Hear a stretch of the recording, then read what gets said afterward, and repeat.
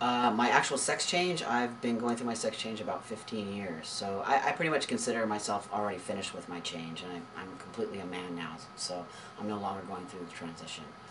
I think through my change, definitely. I think prior to my change, I felt more like kind of maybe a straight man trapped in a woman's body, and I was much more attracted to women at that time, but I think.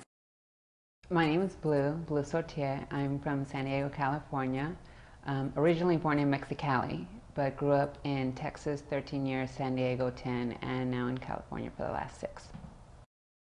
And started making the Buck Angel movies, and to this day, there's nobody else making any FDM movies. How long ago was that? I started 3 years ago. And you, competition-wise, you don't have anybody out there? Still, to this day, there's nobody else, which is really sad. I mean, I'm a full-on pioneer in an industry that needed something new, but I wish that other guys would, come along and get on board, but most guys like me are not comfortable sexually with their bodies as much as I am. Maybe more in a closed-door environment, but not openly, expressing themselves in a public forum. Do you get emails or communication from people, from women who are moving towards towards transgendering?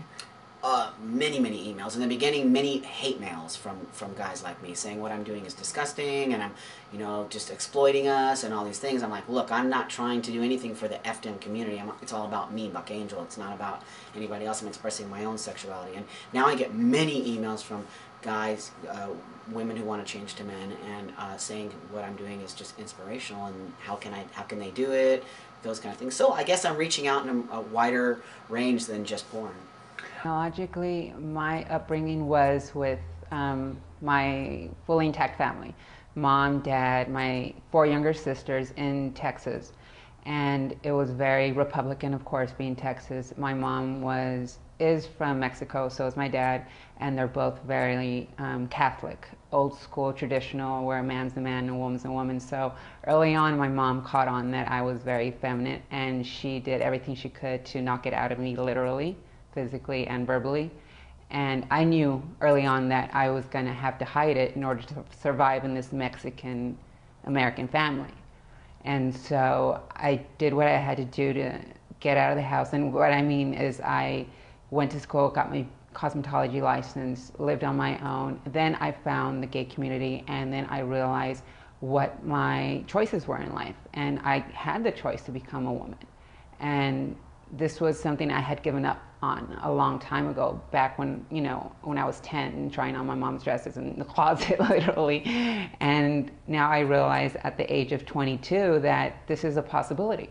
So finally at the age of 24, I committed to the idea. I had a boyfriend at the time, and he knew me only as my drag persona.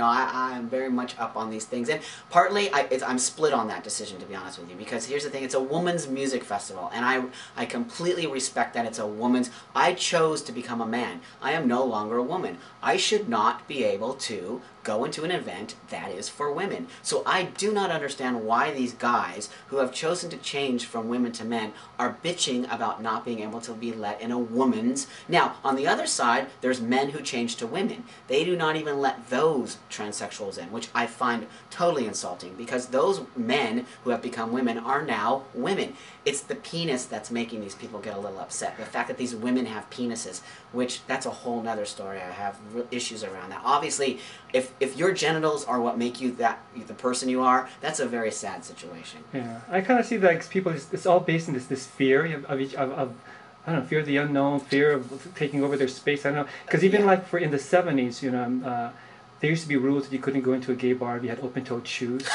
Like, who was that for? It was like the drag queens who didn't want them in there, It's unbelievable that people are so afraid of certain things, and I think that, honestly, that's what I'm bringing to the table here, making people open their minds and expand their minds about things that they are so afraid that they're out of their box and they can't even put their heads around.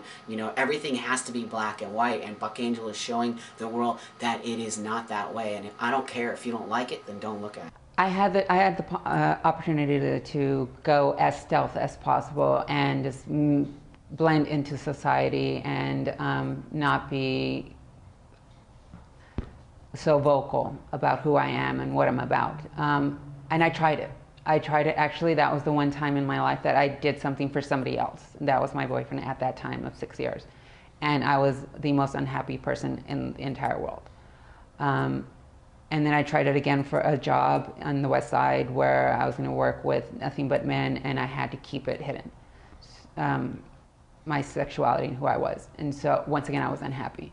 So it wasn't until it finally clicked on me that, look, I'm not going to change who I am. I need to be vocal about it, because yes, there's a lot of other people out there who are having to struggle, who are not going to be passable, or even the ones that are. I think somebody has to step up and be first in line to say, you know what, I'll take the egg in the face first. I don't care. But somebody's going to have to do it first in order for it to become easier for everybody else, and for everybody else to live a life that isn't as tormented. And that's my goal with being open about who I am. So do you believe in God? Great question. No, I don't. Not the God that the Christian, church kind of. I think I believe in a spiritual. I'm a much more spiritual type person. I believe in spirituality. I don't really believe in this entity of God or whatever, or a certain person. No, I believe definitely in karma and spirituality and all those types of things. Yes. Because I think people never mind, leave that question alone. World domination. Well, how do you plan? What's your future coming up? You just said it. World domination for $1. Yeah, I really believe. Honestly, when I started this, I was just making porn. It wasn't a big deal. It was just like, I'm totally into it. It's great. I'm having an awesome time. And I had no idea what Buck Angel was going to do to the world. I think that I'm really doing something more than porn, which is bringing awareness to people that had no idea about transsexual people, or transsexual guys in general, and bringing awareness to sexuality and gender, and how you don't have to fit into that box, and how the world is made up of different things, and so many different things that are coming along with my work. It's just, honestly, I would have had not a clue that it was going to happen. So I think it is world domination. What do you see, that whole thing about sitting in the rocking chair when you're like 70, it used to be in the 60s, now it's like 70s or 80s or 90s for us. Where do you see yourself when you're sitting in your rocking chair when you're 90 or 100? Smoking my cigar in my compound in Mexico, and just saying, wow, I think I feel very proud of myself, and I really accomplished something that was so negative for me, and so many years that my... As soon as I had my breast augmentation, while I was working at the hair salon in San Diego, I was 25. I let my manager know I was going in to get my breasts done, and everybody was absolutely fine with it, very supportive. And I came back 2 weeks after my breast augmentation, and I started working behind the chair, fully dressed as a female. So were you working as a male before that? Yes, a very feminine, androgynous type male. I always wore overalls and big baggy shirts to cover up my growing breast. Was it fashionably androgynous, or were you just like androgynous, like... I was like a tomboy. I looked like a tomboy. A tomboy with like long manicured nails and no makeup, just ponytail straight back. Because I had already so many clients 3 years back working at the salon who knew me as my boy image, which was a femboy, but still a boy. And so I had to find something in the middle. So some new clients would think I was just a very butch girl, and then old clients just thought I was even more femme. I feel very proud of myself, and I really accomplished something that was so negative for me, and so many years that my sex change has turned into such a positive, amazing thing. What was that turning point for you? Literally, I think accepting my genitals and accepting the fact that I have, a vagina, and that's just the way it is, and it doesn't make me any less of a man, and that people love me for that, and that it doesn't matter that I don't have a penis, and I don't have to have a penis. And I think once I accepted that, the strength that came to me was overwhelming, and it was like, I think that people just have a misconception about, a vagina. Like, if you think about it, when people call you a wimp, they call you a pussy, as if it's a bad thing. And I think that people, especially women, biological women, need to take that power back and say, you know what, no, my pussy is strong and powerful, and it's amazing what it can do for you, and that's what it did for me.